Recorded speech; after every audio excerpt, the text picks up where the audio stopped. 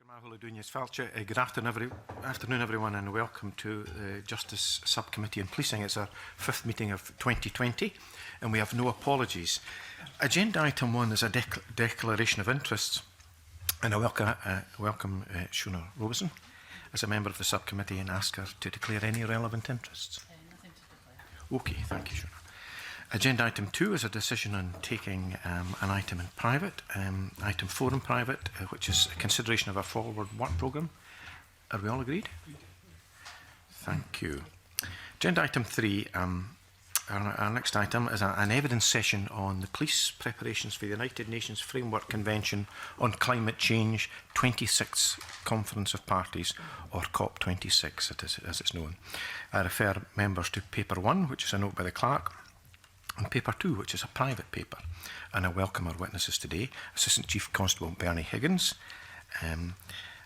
Conference of the Parties 26, has after your name here, Mr Higgins, and James Gray, Chief Financial Officer of Police Scotland. And we'll move to questions. I'll maybe kick off, Mr Higgins, if I may, please.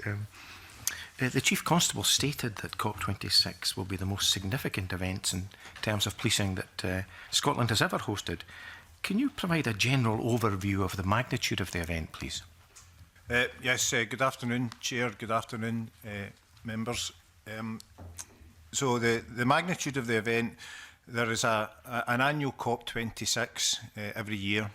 But what you find that every fifth year they have what they call a full-on one, where they try and maximise the number of heads of states that are attending. So the venue is the Scottish Events Campus in Glasgow. It will run from the 9th to the 20th of November this year. And the UK government ambition, who are hosting it on behalf of the United Nations, is to try and secure the attendance of as many heads of state as possible. So to put that into perspective, there are 193 member states of the United Nations. There are a number of other observer states. They will all be invited. One of the planning assumptions that we are working towards is that we can anticipate somewhere between 130 and 150 heads of state to attend. Now, to put that into context, at the NATO event, which happened down south just before Christmas, I believe there was something like 32 heads of state represented. So that puts it in, and that was over a 2-3 day period. Here we have an event which effectively will operate for a 3-week period when you include the build at the campus, the actual 2 weeks of the negotiations, the number of delegates that will attend, and the potential for up to 130 different heads of state, and the complexities that that involves. From my own perspective, as many members will be aware, throughout my career in policing, I've been involved in a number of major events, the Commonwealth Games, Ryder Cup, Scottish Independence Referendum, to name but a few.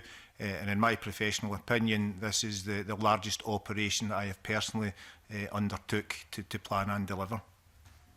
That's very helpful. Thank you very much, Mr Higgins. There'll be a range of questions, and we start with Margaret. Yeah, I wonder if I could focus on the conference site itself, which has been known as a blue zone under the control of the UN. I wonder if you could elaborate how that will work in practice. Yeah, thank you, ma'am. We have now received clarification. There was some miscommunication. Effectively, the United Nations will take control of the campus on the Saturday morning, sorry, beg your pardon, the Sunday morning before conference starts on the 9th. Within that area is a designated area called the Blue Zone, which is under United Nations control. It will be patrolled by United Nations security guards. Initially, it was believed that that would be defined as international territory. I have to be very clear that is not the case. We now have legal advice which says it is still sovereign soil, it's still under the jurisdiction of Scottish law and the Lord Advocate. I guess the simplest way I can put it from an operational perspective, we are effectively treating it as private space. So currently, when Police Scotland deal with any matter that's in private space, we can only enter at the request of the owner of the property, under warrant, or in extremis where there's a threat to life. and that will be the basis in which we police the blue zone. Clearly, the United Nations, we have worked very closely with them thus far. They are very open to us being involved in the policing of the entire area, and there will be a protocol around how Police Scotland will actually operate in the blue zones should that be required. So, for example, if a crime occurs within the blue zone, we will still be the primary investigating agency under the direction of the Lord Advocate. There will be a protocol where the United Nations invite us in, and we would treat that crime as any other crime in Scotland. In extremis, if a critical or major incident happens, then again we will have the authority to enter to save life along with all the other emergency responders. Has there ever been an example of that before in Scotland or the UK of the UN, adopting a territory, a site, an area of ground? In that way? You could argue, ma'am, that we do deal with that all the time. So for example, tonight I'm in charge of the Rangers Bayer Leverkusen Europa League match. We will be operating within Ibrox Stadium at the invitation of Rangers Football Club. And we agree protocols about who's got what responsibilities and what the tipping point is when the police will actually step up and take over control of the event. So it's quite unusual in terms of a blue zone and what that actually means in terms of the political negotiations that will occur during the conference. But in terms of the safety and security, I'm reasonably comfortable that there is enough flexibility within the arrangements we will put in place to ensure that the integrity of any police operation and or subsequent investigation is in no way compromised, nor our ability to react swiftly to something which may happen within that area. I was thinking specifically of the UN taking control. I was just interested to see if it had occurred before and how it worked in practice, if there'd been any problems in the past. Certainly I'm not aware of it within the UK. However, I did visit COP25 in Madrid, where again another blue zone was established. I spoke with the police commander in charge of that event. He was very assured around the arrangements. I spoke with the UN, had a look at it in practice, and in practice it seemed reasonable. Within the wider blue zone, there will be what's known as a joint operation control centre, where we will have a liaison officer, a police officer within, who will be in direct contact with my staff and also with the UN. So there will be that ability to respond very quickly should something occur.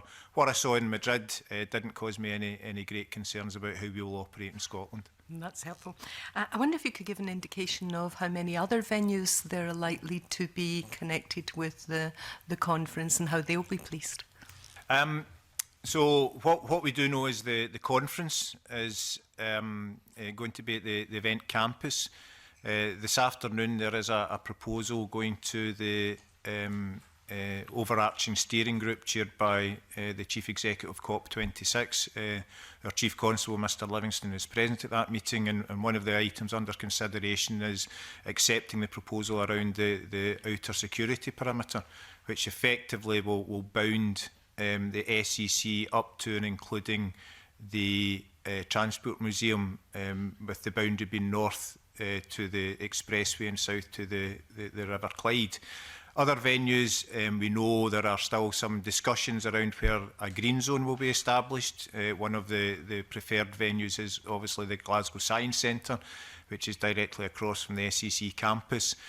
Green zone is, again, that is effectively, it's a less secure area, and it's essentially for UK government to demonstrate UK PLC, and that will be more open to the public. However, because it is a COP venue, by extension, then there will be a very clear a security overlay. We then have a variety of hotels both in Glasgow, Edinburgh and beyond, and the security overlay will look at what and who are staying within them. Clearly, if we have got a significant number of heads of state, some of them will attract protection packages, others won't, and dependent where they reside, they will then we will put the appropriate security provision in place. And again, dependent on what the private security contractors sign up to, we will work very closely with them to make sure that both operations complement each other.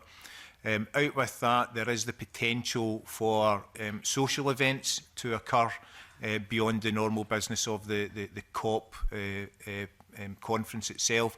However, the details have still to be examined and confirmed. I wonder finally if you could outline the overall command structure for the conference. So probably about early November, Chief Constable Livingston appointed me as the Gold Commander. So ultimately, as the primary Gold Commander, the responsibility for the planning and delivery of the conference rests with me. Sitting underneath myself, as you'd expect, I have a number of silver and bronze commanders specific to particular areas. However, to give you some assurance, on a fortnightly basis, the Chief Constable chairs a strategic oversight group where he essentially holds me to account and the decisions and the policies and processes that I have taken place, and where required he will give me his strategic direction in terms of matters which are beyond or out with my gift as Gold Commander. So for planning and operational delivery, it's down to me. However, the oversight and very much hands-on approach that Chief Constable Livingston has taken should give everybody assurance that this isn't a standalone item. This is an entire Police Scotland approach, unitary approach to COP26. Thank you. Thank you very much, James. Thank you, Convener, and afternoon, gentlemen. Moving on to the issue of resourcing, ACC Higgins, in your opening statement, you indicated that this was effectively in terms of the intense phase, a 3-week period. How many officers are going to be required, and how will that be? What's your estimate how that will be split between Police Scotland and other forces? Much of what you asked, Mr. Kelly, is operationally sensitive at this moment, so if you indulge me, I'll speak in very broad terms, if I may. Yeah.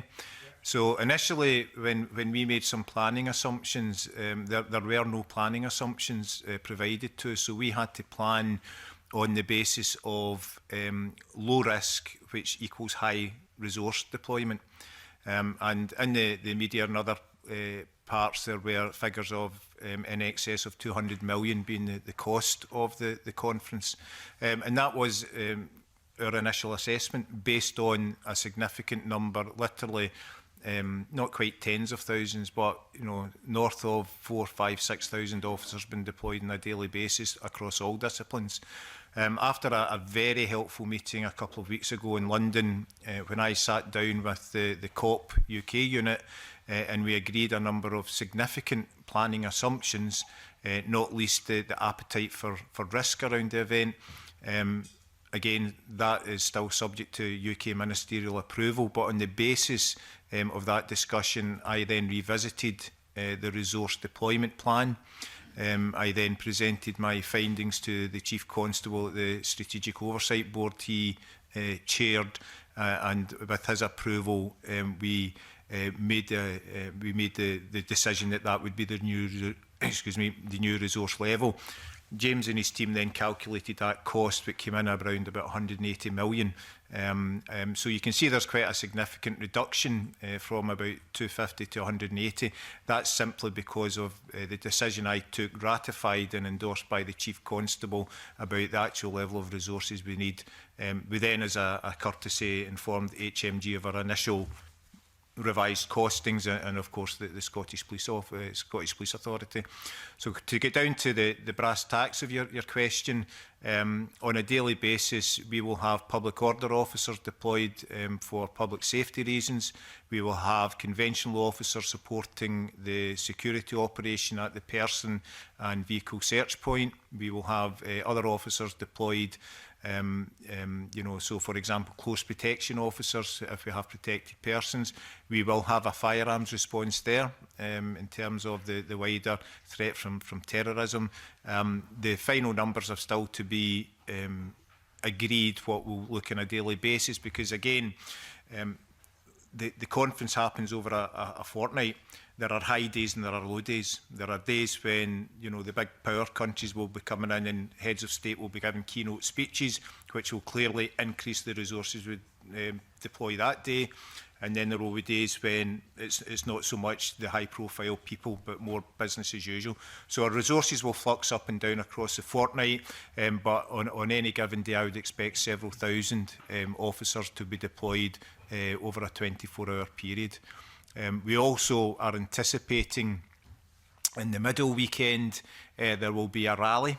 And again, this is something which marks COP conferences across the globe, where the United Nations engage with protest groups and encourage them to hold a rally to highlight the concerns around climate change. So in the middle Saturday, we are anticipating a rally of several thousand people, again, route to be determined, but again, most likely to be within Glasgow city centre.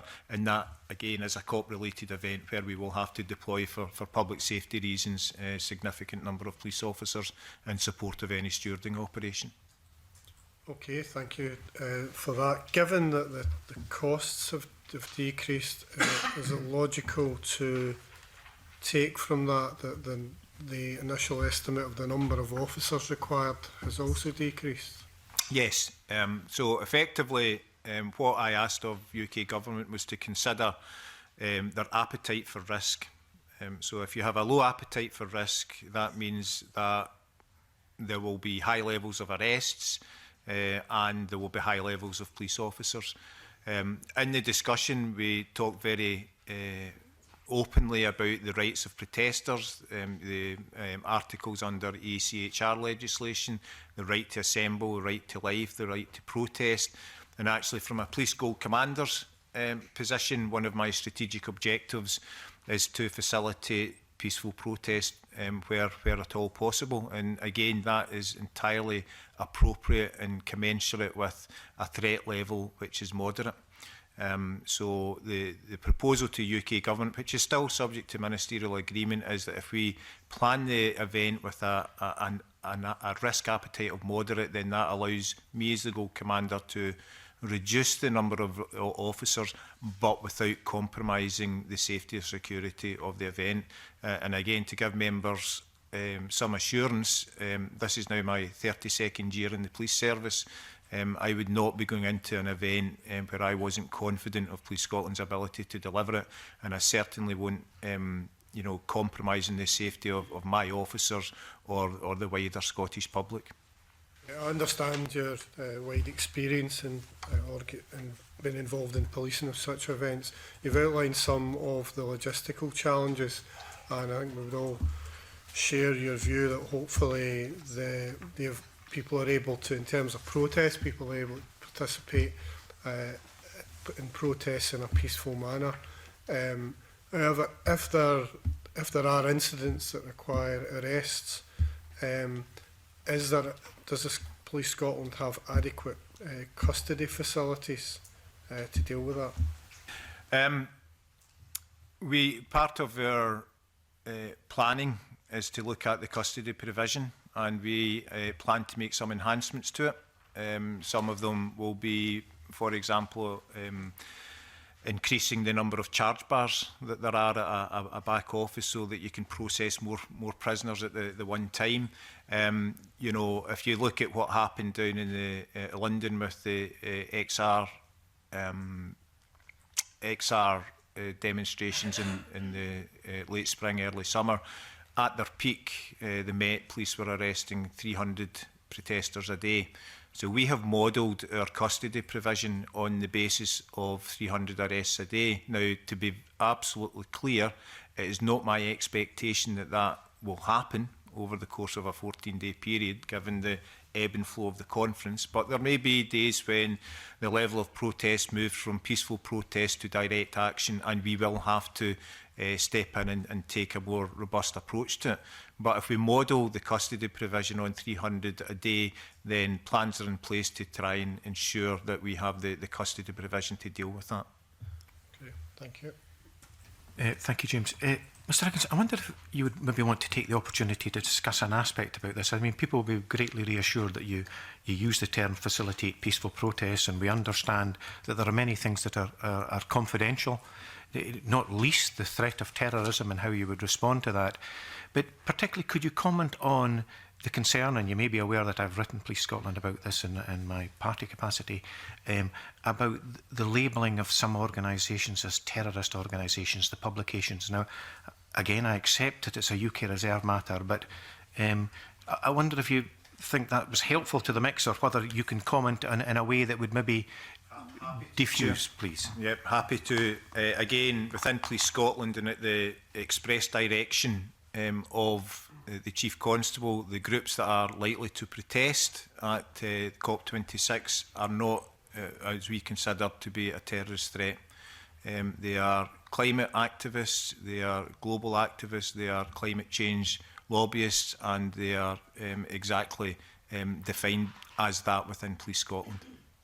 And to push on the issue of publications that have gone out showing insignia and things like that, could you clarify why that went out? Because people are concerned that they've been involved in legitimate protest only to see press coverage suggesting they've been part of terrorist organisations. So I personally am unfamiliar with that publication, Chair. What I do know is that on a UK level, the whole categorisation of what groups are active in protest has been looked at. However, as I said, the Chief is taking the proactive step to say, well, no, Police Scotland will, moving forward, classify, climate change protesters as exactly that, environmental lobbyists, environmental protesters, and certainly they are absolutely not classified by Police Scotland as a terrorist threat. Okay, that's helpful. Thank you very much indeed. Liam. Good afternoon. You've painted a fairly vivid picture of the scale and extent of COP26. I think inevitably the impact of over those 3 weeks will be most keenly felt in and around Glasgow, but I think it would be naive to think the impacts will not be felt more extensively within the wider community. I wonder whether you could talk through some of the steps that you're taking to try and mitigate and minimise those impacts in the wider community. So, yes, you're quite right, Mr MacArthur. There are, even if you look at Edinburgh, potentially there's a number of hotels being used there. There are consulates in America which might be target for individual protests, because that is the very unique nature of this event. It's not just about the climate change protest. Or there are countries that, no matter what the subject is, they will attract protest in their own right because of their human rights record or something. So it's not necessarily confined just to the environmental protest that we need to look at. In terms of the wider community, a couple of things. We work very closely with Glasgow City Council, Transport Scotland, Scottish Government, to look exactly to see, out with the COP26, what is the wider impact on Scottish communities. Within Police Scotland, we have appointed an Assistant Chief Constable to be our business as usual executive lead, and during the process, the planning phase, that individual will look at the decisions I'm making and what we're going to do COP26, and then overlay that against Police Scotland's Police Scotland's ability to respond to other business as usual needs and make sure that we are in no way compromised. Will there be an impact? Absolutely, there will. You can't have that many people descending on Glasgow and having a march in the middle of it of several 100,000 people without being an impact. And I guess one of the other factors is that when I went to Madrid, and it was a good experience, and we decided, the UK delegation decided we'd go into Madrid City one night, only to be told it was a 45-minute drive away from the COP venue. Now, if you consider where the SEC is, it's a 15-minute walk into the centre of Glasgow. So it's a completely different dynamic to other COP venues, and that's something that we are very much looking at. So even on a day, you've got 15,000 delegates arriving by train, by taxi, by foot, by cycle. They're still going to have to traverse through the city itself, so that in itself will have an impact. But in terms of business as usual, as I say, the chief is taking the decision to appoint a business as usual assistant chief who will work very closely with me, and will just try and deconflict any potential rubs to make sure that we're still in a good position to respond. That's helpful, although I'm slightly concerned with the poor soul that's been designated the business as usual chief, in that it seems difficult to imagine how, given the sort of deployment you've talked about, and even with shared resources across forces in the UK, that there can be anything approaching business as usual in terms of what Police Scotland is expected to do, not just in Glasgow or indeed across the Central Belt, but nationwide. I mean, can you maybe talk through whether or not, in a sense, there are decisions taken about responsibilities that Police Scotland are simply going to have to step back from, or having to scale back to such an extent, and maybe need to manage public expectations about what this is going to look like over that 3-week period? Sure, and again, you know, there's still going to be calls on a Saturday night that have to be answered. What we're looking at is a whole model. Earlier in the evidence session, I referred to this being a Police Scotland approach as opposed to COP26 standing out with it. So as a whole model approach, we will look at the resources that we have excuse me, out with the COP deployment to make sure that the shift pattern, the rest day working, any available staff and officers are deployable during that period. Yes, there will be an impact. What the absolute you know, non-negotiable point is that there will be no threat to the compromise of people's safety, because that is our primary function, is about keeping people safe. And that's absolutely something we do. We have done other things, you know, so during the course of the excuse me, during the course of the event, there was scheduled potentially 2 international football matches at Hampden as part of the Nations League, which again would bring 10s, 15, 20,000 folk or more, plus visiting fans into Glasgow. So through the offices of the SFA, an approach was made to UEFA, and these matches are now going to be rescheduled. So there are things that we can do. You know, the domestic football card, we will look to make sure that they're, you know, the high-profile games are not going to impact greatly within that. So there's things that we can do to alleviate the pressure. What we can't necessarily do is anticipate what the demand is. You know, so it's November, it's Glasgow. We might have a severe weather incident. We really don't know, and that's why the business as usual ACC will work very, very closely with me, and ultimately, so see, at the end of the day, the cops that are deployed on COP26 are cops. You know, so if it gets to the point where I need to redeploy officers from COP26 to meet demand of the Scottish communities, then that's what I will do. What I will do, though, is deploy Police Scotland officers to do that. I would not deploy the officers that we have up in mutual aid. So the default position will be we plan to take care as best we possibly can and mitigate the impact. But if needs must, we will deploy resources from the COP. I will make a professional judgment on what we can do. But again, I'll give you the assurance they will be Police Scotland officers only. Having the conference in July and still have a severe weather event in Glasgow, I suspect. But just in terms of, you talked about sort of cancellation of leave and the implications on individual officers. Does that suggest that there may even be a tapering effect after COP26, where in a sense resources are still going to be stretched for weeks, possibly even months thereafter, to allow a bit of catch up in terms of leave being granted? Yeah. So what we have is, I think it's 6 defined leave periods. You know, or 6 groups of leave, and we deliberately took a very early decision some time ago to exclude these 2 weeks in November as being a leave period. So people will be able to take leave up to, I think it's 2 weeks before the conference and pretty much immediately after. The brighter people in me tell me that effectively it will have an impact on 1/6 of our workforce who have been allocated a different leave period. But actually over the course of the leave year, then it should even itself out. There will be, no doubt, the need to cancel rest days for additional working.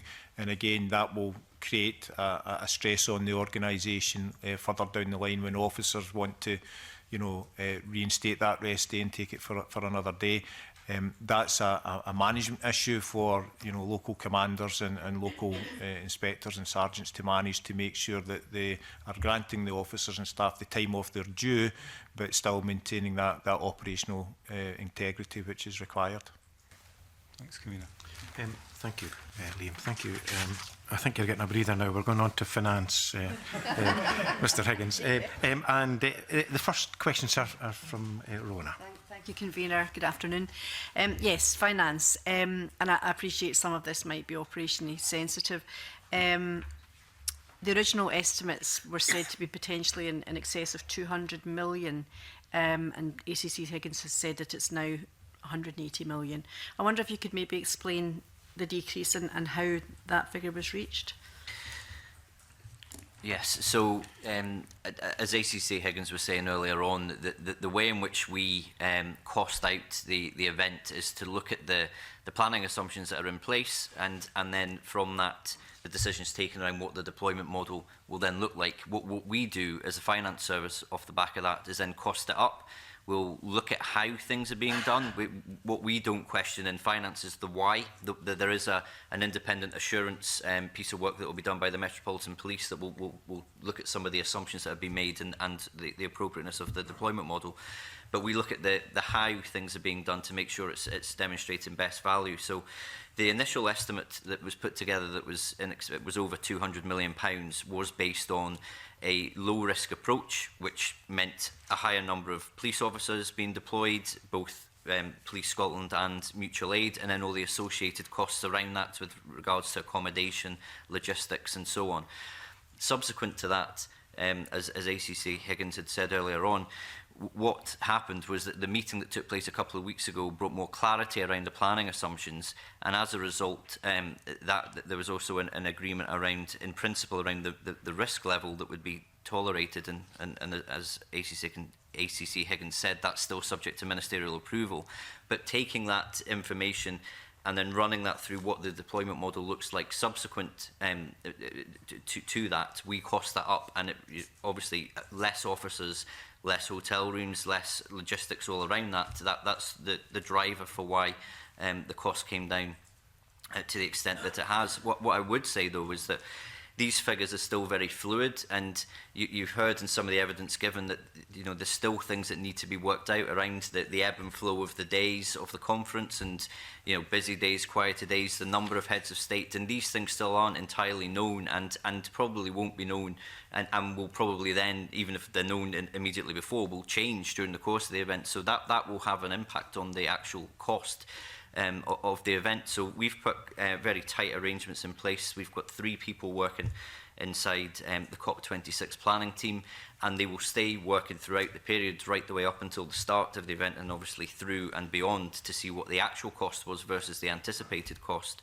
And there's regular 2 weekly meetings that will take place right the way through to the event with the COP26 unit in the Cabinet Office, to keep them up to date with the changes in assumptions that might have a change in the operating model, and then therefore a knock-on impact on the cost. So to be perfectly honest, I'm always uncomfortable about putting a number out there, because it's based on a whole load of assumptions. We clearly articulate what those assumptions are, but then if they change, it will have an impact on the cost, and what people see is the cost has changed, but there's good rationale for it, but you have to really kind of spend quite a bit of time to understand what was originally thought versus what was subsequently thought, and it takes quite a bit of time to understand the movements, which is why I'm keen to put out as few figures as possible throughout the period, because there's still so many unknowns that need to be bottomed out. But fundamentally, that's the reason why we've got from the higher figure to the figure we currently have. But what I would say is the figure we currently have is almost certainly can guarantee is that will not actually be the figure that ends up being the cost. Would I be right in thinking that you'd be presuming a margin of error that would go up the way rather than decrease? And how far would you take? I mean, I appreciate what you're saying. You'll calculate afterwards how much it actually costs, but we have a much clearer picture nearer the time. We will, as the weeks and months progress, we will get further and further clarity, and that clarity is essentially it's what the operational deployment model looks like based on levels of risk, intelligence, and assumptions, and we'll cost those out.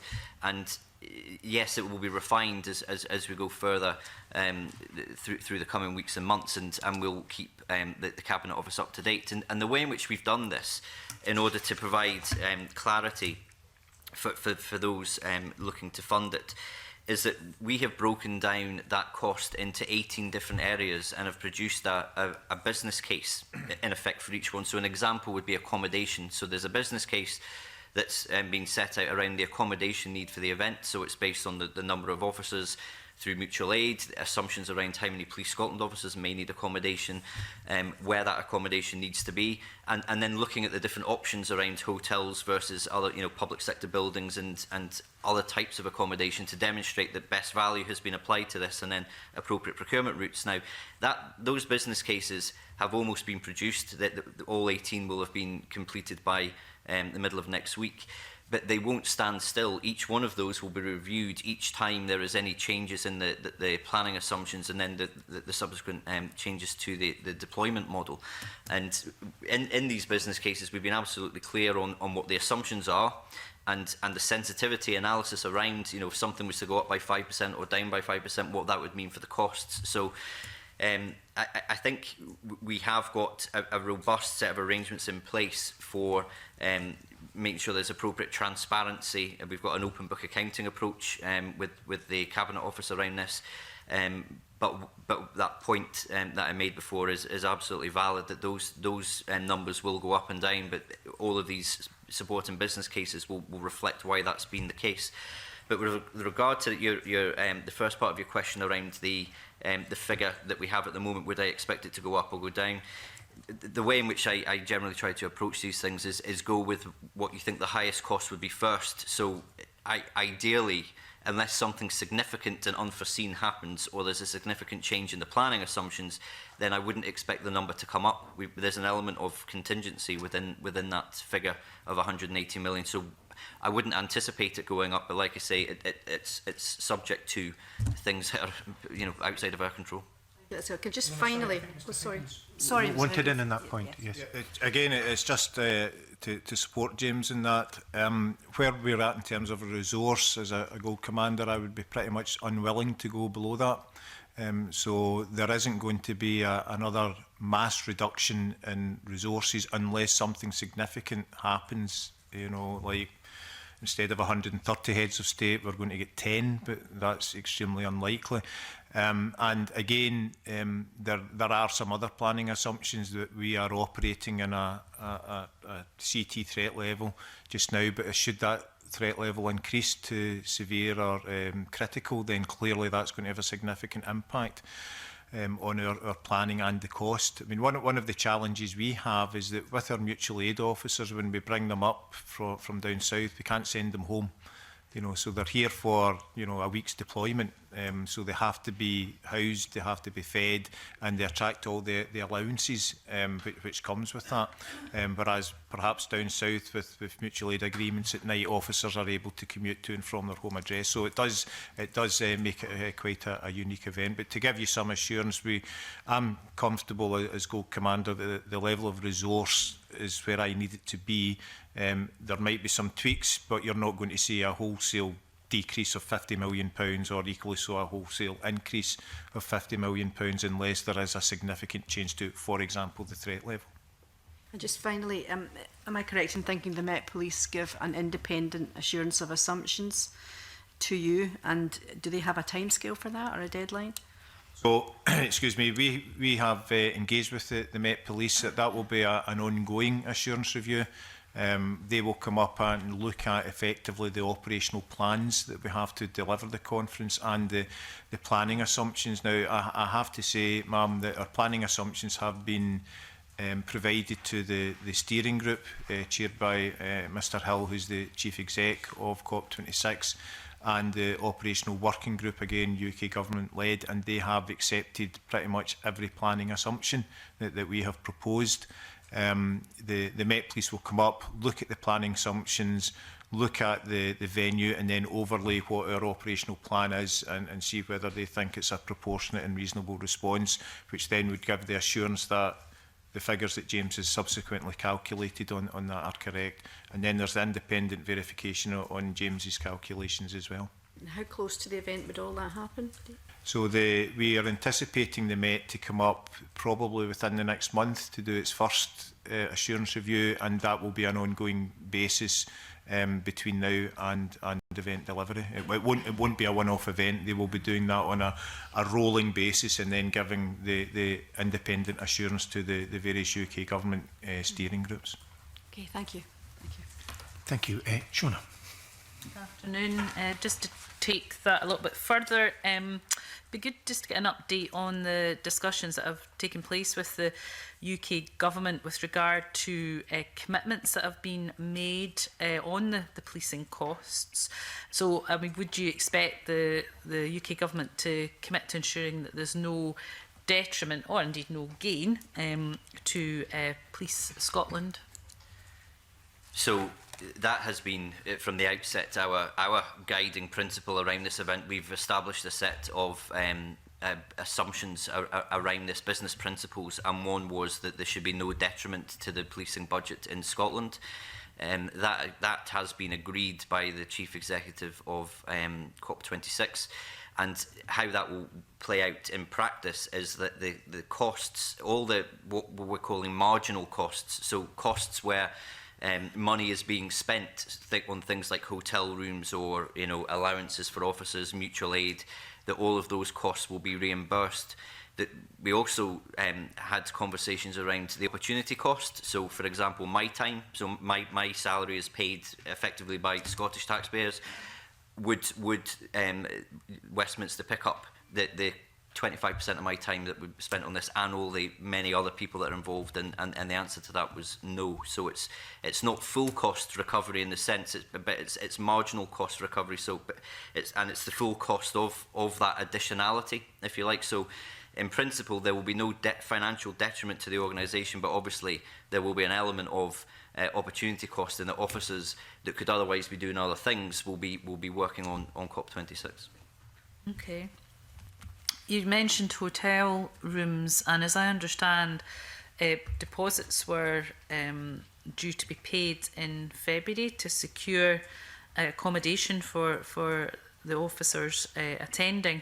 Could you just say whether these deposits have been paid, and if so, has the UK government provided reimbursement, or is that on its way? Okay, so the UK government hadn't got a budget in place for COP26 until the budget yesterday. So the Cabinet Office team weren't in a position to provide any underwriting to costs that may be incurred by policing in Scotland up until that point. So the way in which that has been managed is that initially the expectation was that Police Scotland would do all the procurement around the accommodation and would pay the deposits and then seek reimbursement from UK government. But because there hasn't been a budget in place for them to make the commitment to reimburse the policing budget here, the Foreign and Commonwealth Office has taken responsibility of booking all the accommodation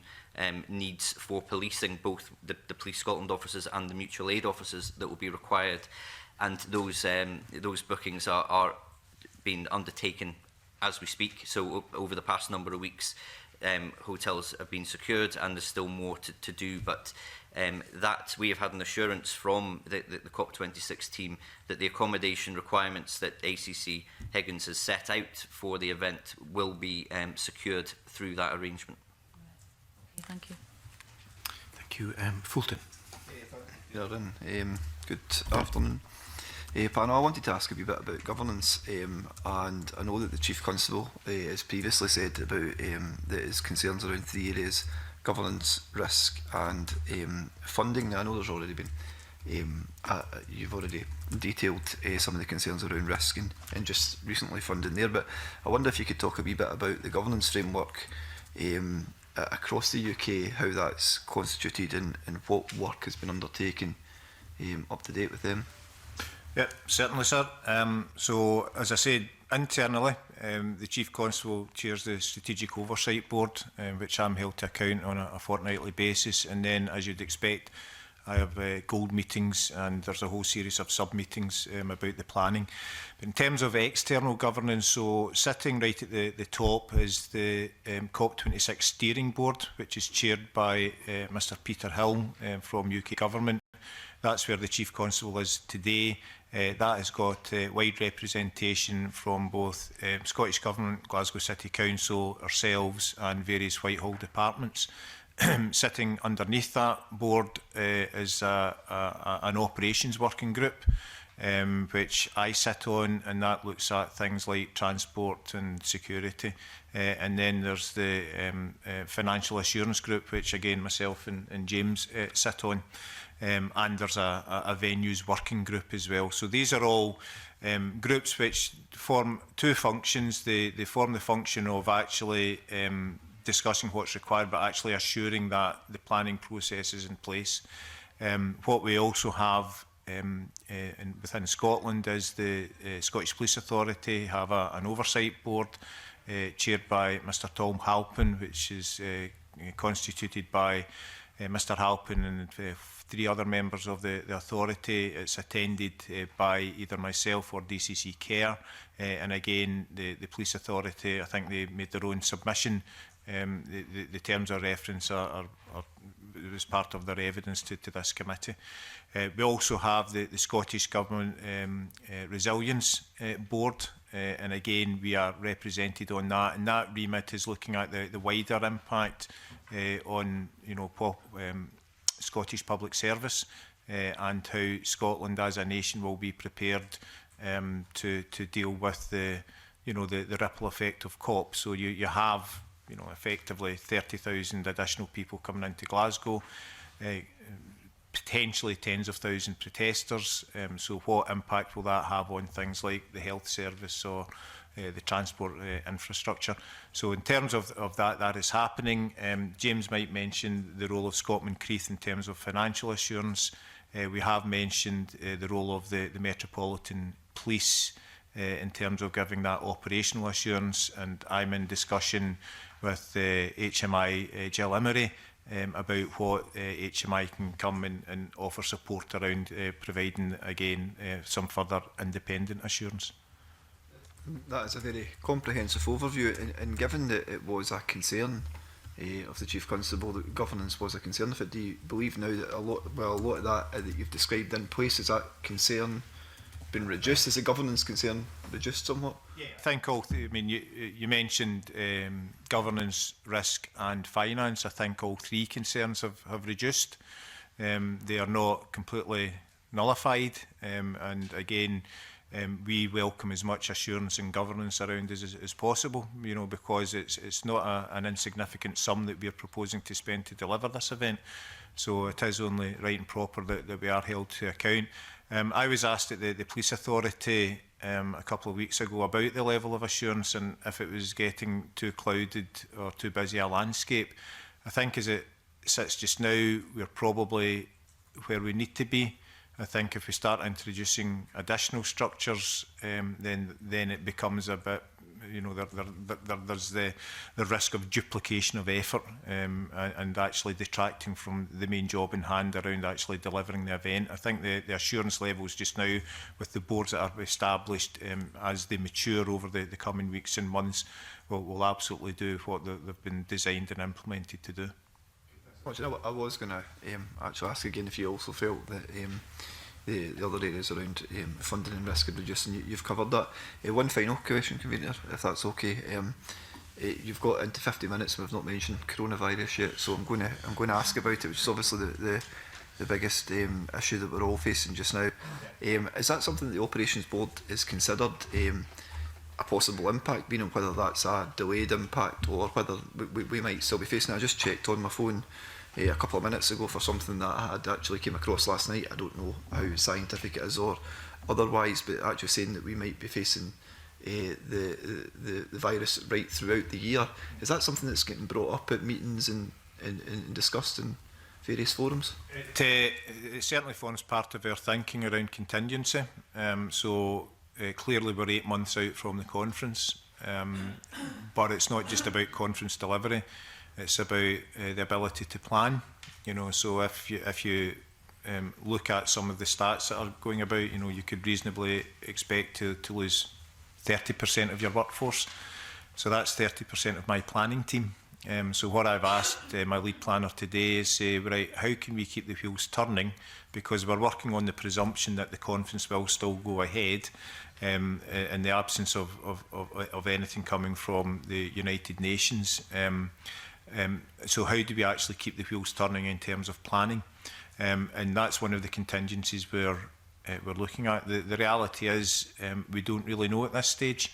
It may have no impact at all. It may cause a delay, a postponement, or it may cause the conference to be, you know, slimmed down in terms of who attends. So instead of having 30,000 delegates, we may find the conference only has the key policy makers, because I do know that within the United Nations and UK government there's an absolute determination that some of the critical policies that are going to be discussed this November to delay is not where they want to be. So I think there will be a real desire and appetite that the conference will go ahead. Our planning assumption is that until told otherwise, we plan for the full conference and everything that comes with it. Broadening out, it may not be a question you can answer, but in terms of the contingency over the coming months, I mean, clearly that impact, whether it's 20% or 30% of absence, I mean, if you roll that out over officers and staff, one can consider the implications of that for deployment in routine duties over the next 3 or 4 months. What works ongoing to deal with that? I mean, is that an issue in terms of leave and rest days, a bit like you were describing earlier in relation to what's happening in November? So again, the Chief Constable has appointed one of my ACC colleagues as the Gold Commander for the Police Scotland response to the coronavirus. Essentially what we will be looking at is to kick in our business continuity plans. And one of the business continuity plans is about mass absenteeism due to illness.